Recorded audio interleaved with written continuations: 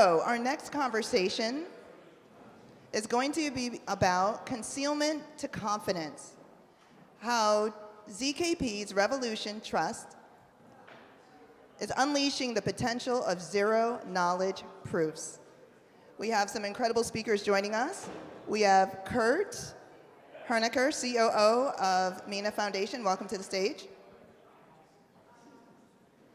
We have Liron Tenzer, Senior Director of Finance and Accounting of Aleo. Welcome to the stage. We have Elena Sinelnikova, co-founder and DC Metis DAO Foundation. Welcome.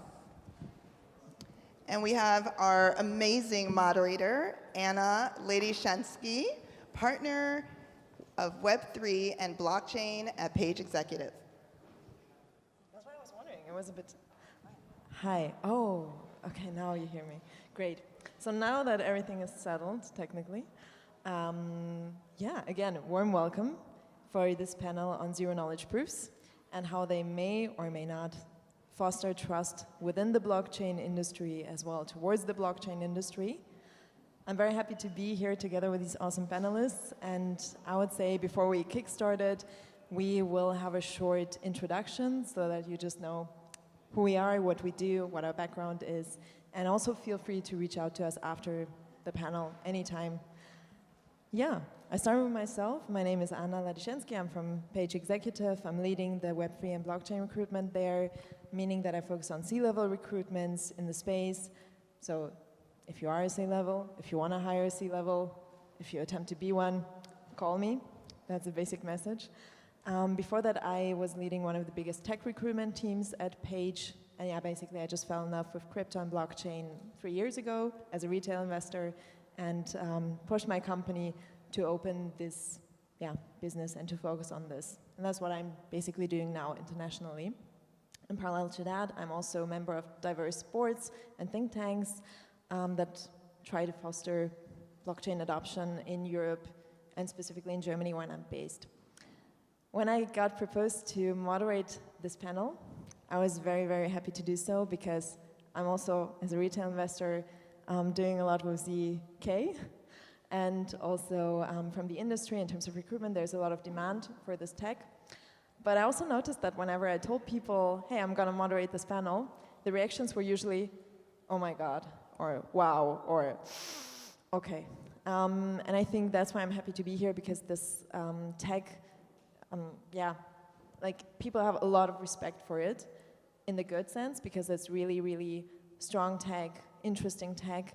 But at the same time, it's a negative form of respect because many people are afraid to enter this and to, like, they close their minds when they hear ZK, like it's super hype narrative, and yet people are a bit afraid to dive into it. So that's why I'm happy to support anything that will go deeper in this, and I'm happy that many of you are here, to learn more about it and discuss it. Yeah. Hello, everybody. My name is Elena Sinelnikova. I am a co-founder and DC decentralization coordinator at Metis DAO Foundation. We started 2 years ago with building Optimistic Rollup, which is right now known as Metis, or Metis Andromeda Network. And right now we are building the Web3 economy that based on this network. And the Metis DAO Foundation is the nonprofit organization that is helping all the EcoNodes, which is startups that are in this Web3 economy. And I'm very excited to be in this very much female, sorry Kurt, panel to talk about ZK. How cool is that? Thanks. Hi, my name is Liron Tenzer. I'm the Senior Director of Finance and Accounting in Aleo. Aleo, for whoever doesn't know that, Aleo is a platform for developers on the Web3 based on the zero-knowledge proof, privacy by default. My background is coming from corporate banking, but also from the big four firms, accounting firms, and the blockchain startups. That's it. Thank you. Great. Thank you. And I'm Kurt Hemecker, Chief Operating Officer of the Mina Foundation, and honored to be a temporary member, at least, of the crypto Czech community. So the Mina Foundation is a nonprofit organization that is fostering development around the Mina protocol, notably research development and getting the ecosystem going. The Mina protocol is a native zero knowledge layer 1 network, and also has applicability for layer 2 as well, but we'll talk more about that during the panel. Just my background, prior to joining Mina, I was involved, one of the alumni from the Facebook DM Libra project, pretty much from start to finish. But very excited now to be involved in zero knowledge. Thank you. Great. So now that you know us, before we start, I would also be happy if we know a bit more about you. Unfortunately, we're too big to make a personal introduction to everyone here, but maybe we can work with hand signs. And for me, it would be super interesting to know who here says, okay, I'm new to ZK, I just thought it's like this buzzword that people are talking about and I want to learn more about it, but I couldn't define what it is. Please raise your hand. Okay, yeah, let's be honest, we can admit if we're new to something. Okay, who says, hey, I can define ZK, I know what it's for, but I'm not very technical, I wouldn't enter tech. Okay, so people did think about ZK before. And who would feel confident to lead in-depth discussions about ZK snarks versus ZK starks and many more of these things? All right. Okay, just for us, it's very good to know what level we're talking about. This panel will not be technical or deep tech, obviously, as you know, because we're more from the business side, but it will be more about giving a broad definition of zero-knowledge proofs, the applications that are possible, specifically how it's used in these protocols, and what the challenges are, as well as how it all relates to the main question of increasing trust within and towards the blockchain industry. So this will be what this panel will be about, and hopefully we'll have some time at the end for Q&A. Yeah, and then I would say, since we do have some people who are new to the topic, even though many agree they have some knowledge, maybe we should have a first definition of what zero-knowledge proofs actually are. Kurt, I would be happy if you could help us out with that. Great, thanks, Anna. And I know if we have any deep technical questions, we know who we can call on for that. So since there's kind of a mix of folks, so just really briefly, with a zero-knowledge proof, there are typically two parties, a prover and a verifier. The prover wants to prove that something is true without divulging sensitive data linked to that, and the verifier verifies that indeed this is an accurate statement.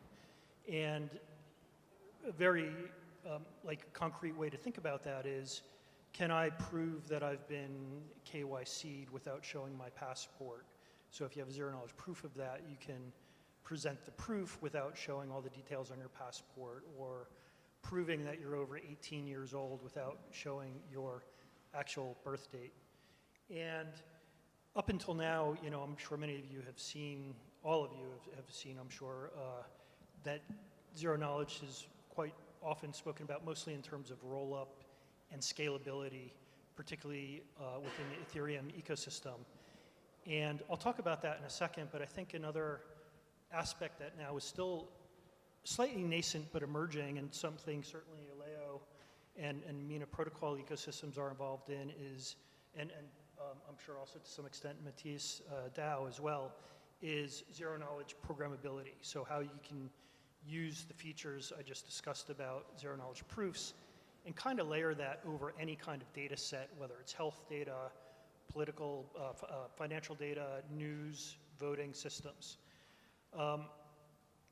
So with that said, if we talk about zero knowledge in the context of rollups, broadly speaking, there's two types of rollups: validity/zero knowledge rollups or optimistic rollups. And again, I'm sure everyone in this room is familiar with it, but I'll just mention it again. The reason for rollups are to help with issues around congestion, cost, and scaling, which needs to be unlocked for, I think, blockchain to achieve the levels of usage which we wanted to achieve as an industry. And certainly there are techniques at the layer 1 level that can be used to do that, if we think of charting and state channels and side chains.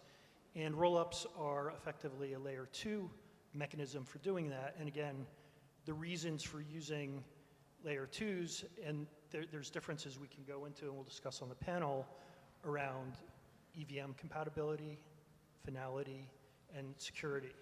So maybe to set the stage in terms of the way rollups work, just so we're all on the same level. So optimistic rollups, the way they typically work is transactions occur on a layer 2, but it uses the consensus layer of the layer 1 to, when it places those transactions back onto the layer 1 chain, and it uses a concept called fraud proofs. So basically the word optimistic is we think all the transactions are valid.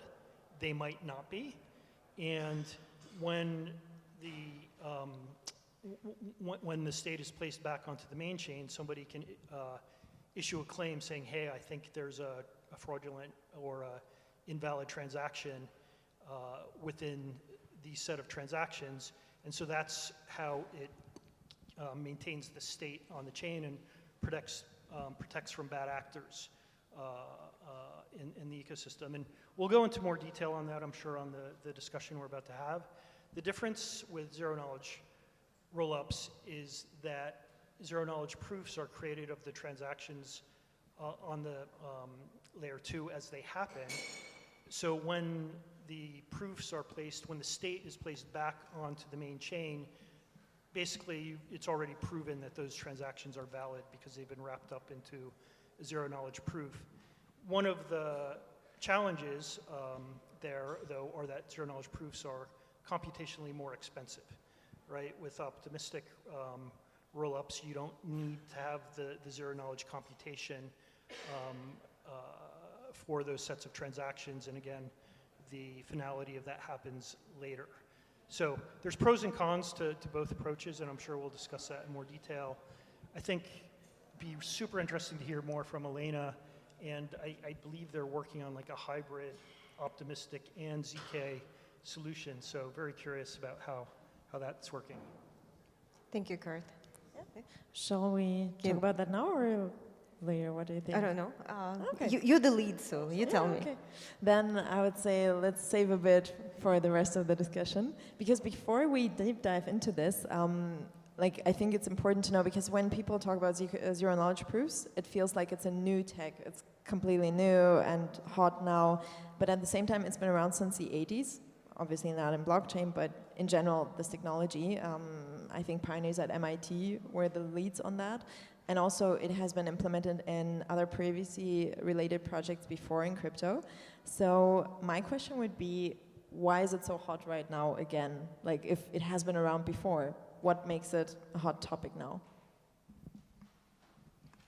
Who you asking? You asking me? Okay. Yes, because this technology is, of course, fascinating, and it used all the time. We use it in two aspects. So first is the privacy aspect. So when you have to prove something that that is there, but you don't want to reveal the details. So it's one aspect. And second, in scalability. So privacy always, of course, very hot topic in blockchain space, because now, especially in Ethereum, all transactions are open, and for the business purposes, unfortunately, it's not working. It's actually working for the community so far, but as soon as you start, onboarding businesses, they reject it. So the enterprise. Yeah, exactly. Enterprise, they need to have their privacy. Yes, so that's why ZK is so important. And this subject going on like over and over again. We also have, I'm working in scalability. And in scalability, ZK used to prove that records are true, that they are not being tampered with, basically the transactions. So again, this topic is very hot. Why? Because like, let's say we have $8 billion right now in optimistic rollups. So this is the largest market. And this $8 million are all in DeFi. DeFi is transactions has to be made fast. Decisions have to be made fast. You have to move the money fast. What is the main downside of the optimistic rollup? That you have 7 days waiting window before you can withdraw from layer 2 to layer 1. This is unacceptable for DeFi. It's not working. So this is a very critical solution that we need to find, yes. And right now we are developing, we brainstorm different solutions.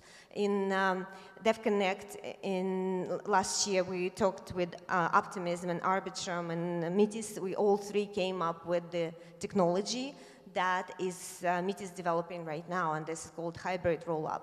It means that we would like to produce not the full-blown ZK rollup, but the hybrid. It means that the rollup will still be optimistic, but the prover, is going to be written on the language, on the lower level language, on it's kind of like assembler language, on that machine understands, and that can be just plugged into the optimistic rollup that can check transactions right away and produce true or false, if this transaction is valid or not valid.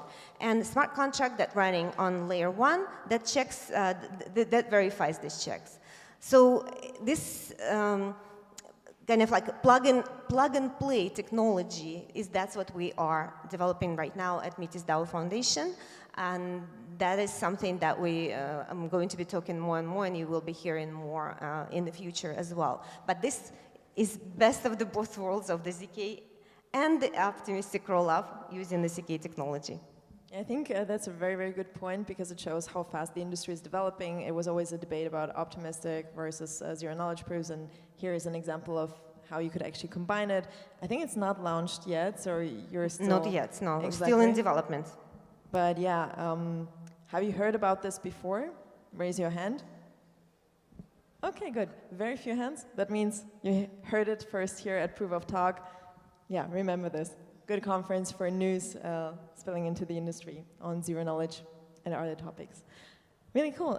Thank you, Elena, for giving us an insight into what Metis is developing, really cutting edge technology. I would also love to know more about what Aleo is doing exactly, and also what Mina is doing in terms of zero knowledge proofs, and how using this technology really, what kind of effect it has on trust in your organizations. Yes, I'll go ahead. I think Aleo is focused on the privacy and the security, the scalability, which are very hot topics as for now. The zero knowledge proof can actually be a solution for adoption of the blockchain, because it's remained all these issues. There are different aspects of zero knowledge proof can solve, such as gaming, such as, which is a lot of focus of privacy. Also the health, the data records, on-chain, off-chain. Another aspect of it is the digital identity, which is the main focus. How can you prove, as Court said, you're over 18 without showing any passports or driving license or anything like that. Another aspect is the voting system, for example, can be a solution for that as well. These are different aspects that are very high priority and have a lot of focus on. So I think these are the main things that are very interesting that is coming.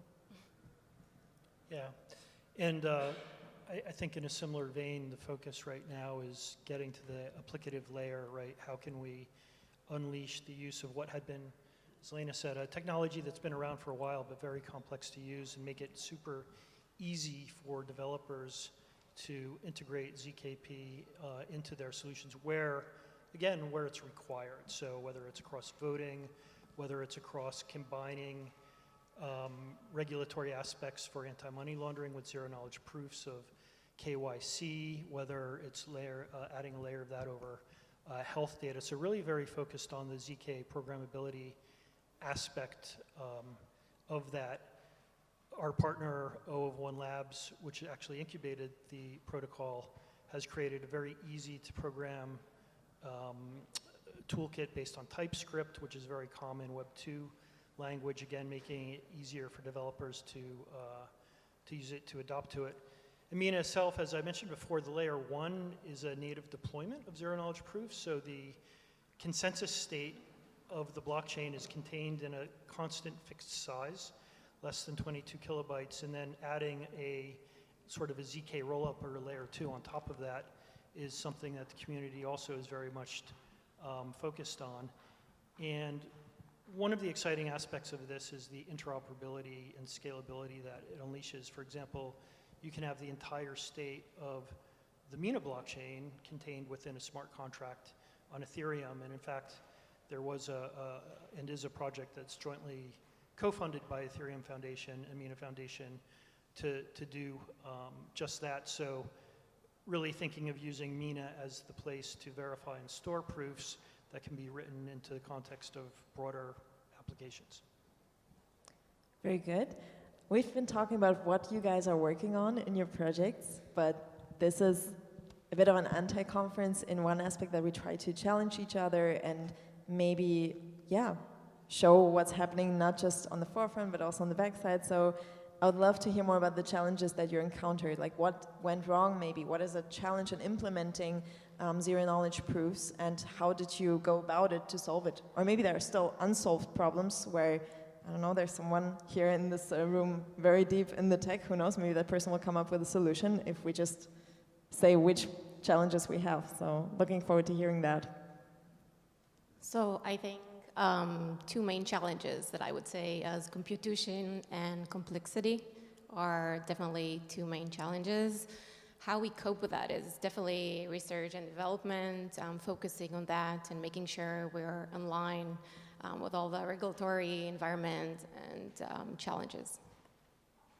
Is there actually, side question, is there much regulation for zero-knowledge proofs themselves? Like anything that is said about it anywhere in any regulation? It's a good question. Not to my knowledge, and I'm not sure it would be applicable. Not yet. Yeah. Well, it's really more like math, so it's a question of where it gets applied, right? There's regulations around privacy.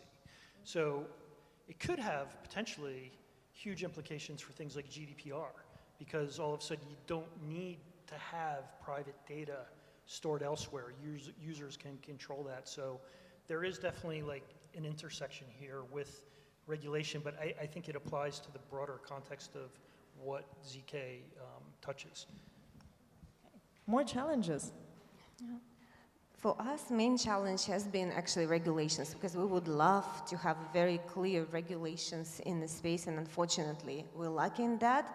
And this stops us from producing the pieces of technology, because we always have to be, very careful, working on the eggshells. Even when we're working with just pure technology, we still need to involve the community, like, for example, in the mining.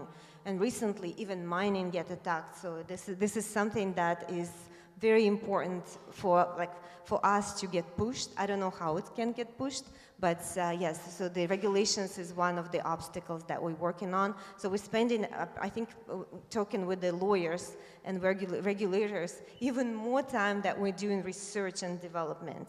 Yeah, that's impressive, considering that we're talking about one of the most complex tech topics, and then regulation and lawyers still take over so much time. Yeah, and I think another one, which actually I think applies probably to everyone working in the Web3 space, and that's a user experience, right? It's just, how do you create really good, easy, intuitive user experiences, if people aren't going to remember their 12-word passphrase, whether it's using wallets. So, I think getting some designers that can really start from what's the user experience level, and then looking at how the tech solves problems that aren't being solved today. Okay. If we cycle back a bit to the topic of this conference of trust, what would you say? How, can zero-knowledge proofs be the solution to the trust issue towards our industry and within our industry, with everything that happened in the last couple of years? Definitely, I think zero-knowledge proof can be a solution for that. It actually helps enable the blockchain technology. This is the main thing, because what we're looking for is the privacy, the security, the scalability. These are the main issues as for now. In general, I think the technology is here, but we need to work with the policymakers, with the framework, with the regulation. These are the main things that we need to combine. So definitely, I think it can be a solution, yes. I was just going to add on to what Liron said. So, if we look on one hand, right, the job of regulators is they want to protect the citizens of their country or area against scammers, illicit finance, right? And that's important. We all want that protection, but that, typically the way they do that, and certainly within traditional finance, it goes against the core ethos of Web3 and DeFi, which is decentralized, no censorship, control my own data. So I was recently having a bit of this discussion on a Twitter thread the other day. Probably not the best place to have all of those discussions, but there's kind of like two extremes. So the question is, for two extremes there's got to be some meeting in the middle, and I think that's where the programmability around ZK can come into play. And if we look at, like Tornado Cache or even Zcash, some of the issues with those applications and that regulators had with them or with the networks is there was pure anonymity at the network layer. And so the question is, can you add privacy compliance at an applicative layer that at least bends towards implementing regulatory standards? And I think collectively, again, part of what we all have to do is get that dialogue and continue the dialogue with regulators. Like, look, this is how we can use this technology to help move towards your direction, but you have to move in our direction too. For example, getting regulators to accept a zero-knowledge proof of a passport, right? And just having that kind of dialogue and showing what is possible and how it can work. Oh, yeah, sorry. Yeah, and so something that also we can apply ZK technology into the cybersecurity. Everybody is very much care about the cybersecurity.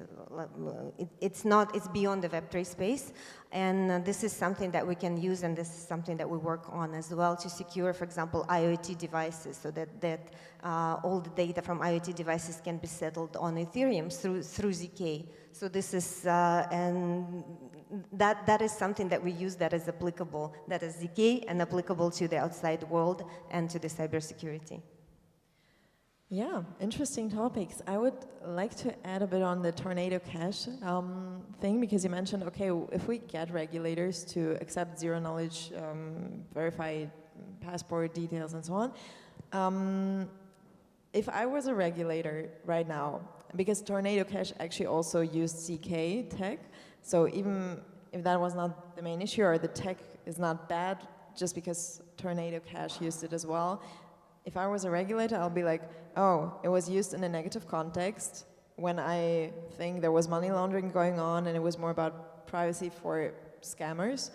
How can we make sure that this tech does not get this negative image that crypto as a whole sometimes has? Like, how can we make sure that regulators will respond positively?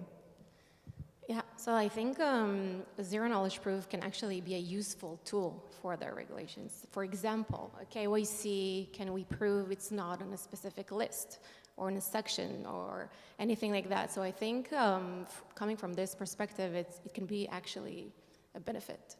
And this is the way to approach it for them to help us, but for us to help them. Sounds good. Any other points on that? Like, if I was a regulator now, how you would approach me on that to convince me that we should be positive towards zero-knowledge proof? I would just say that the arc of history bends towards justice and who will be right. And again, we were having this discussion earlier, and again, I think this is applicable to the whole group, is Web3 and blockchain, it's technology. It's a super important technology, but it's one part of the puzzle of collectively what we're trying to solve for the world, right? If we think about all-time mistrust in central governments, in central banks, in central health organizations, in news media, how do we get a layer of trust built on top of that? And then you can add on, as we deal with how do we share resources better? How do we get governance of those resources? Tokenization, is a great way to do that. And then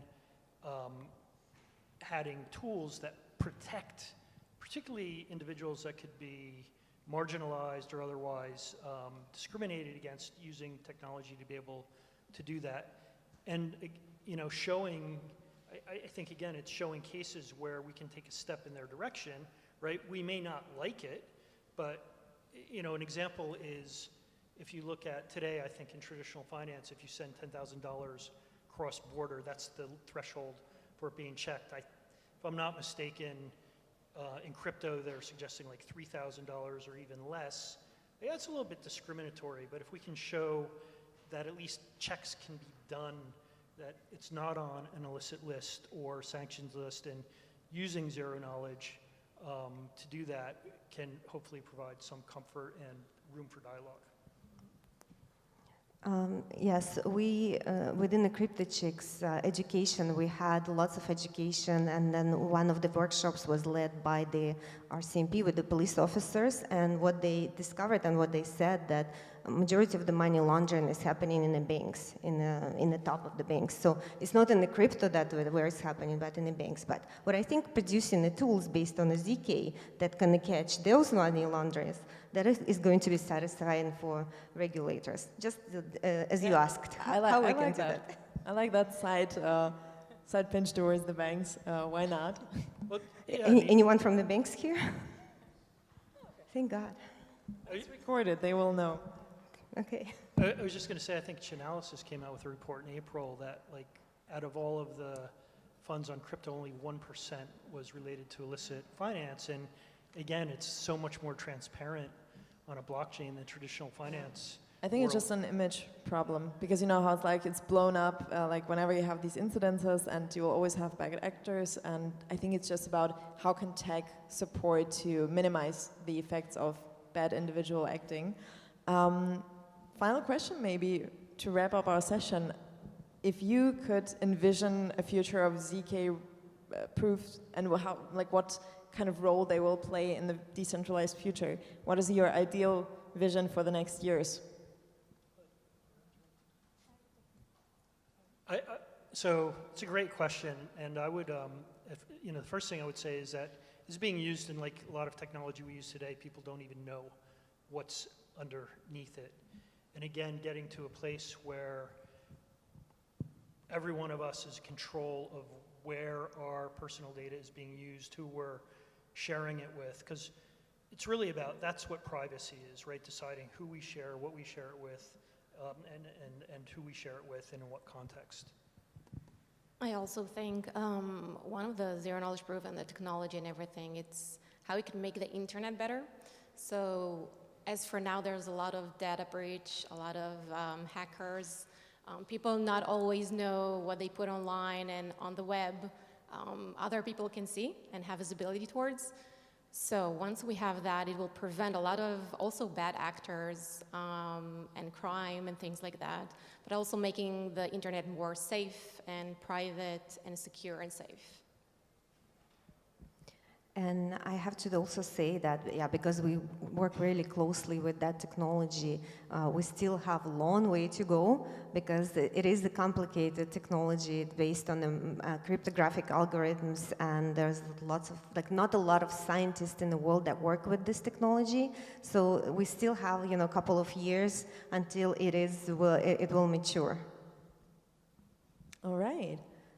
Those were my questions for the day. Thank you all very, very much for being here with us today, for taking the time to deep dive into ZK tech and explaining both what you are working on, what the challenges are, and how a future could look like, and bring back trust into our industry. I would say, how many minutes do we have? Oh, I thought it was more. Okay, so I would suggest, oh, I already see one hand up.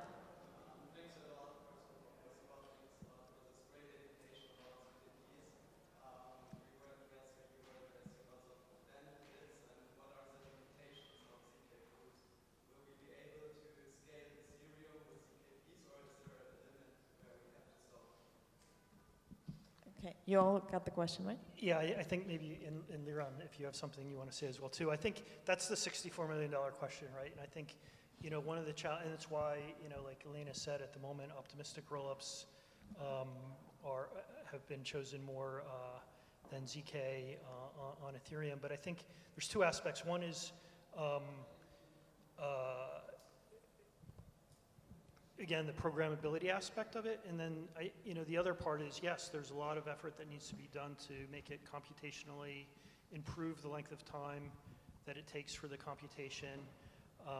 Verification is typically relatively quick now and low cost, but just more work in what can be done to improve what it takes to actually generate the proofs, I think is a big thing. And that's happening, right? There's a lot of work going on to improve hardware, specialized hardware that can create some of these circuits.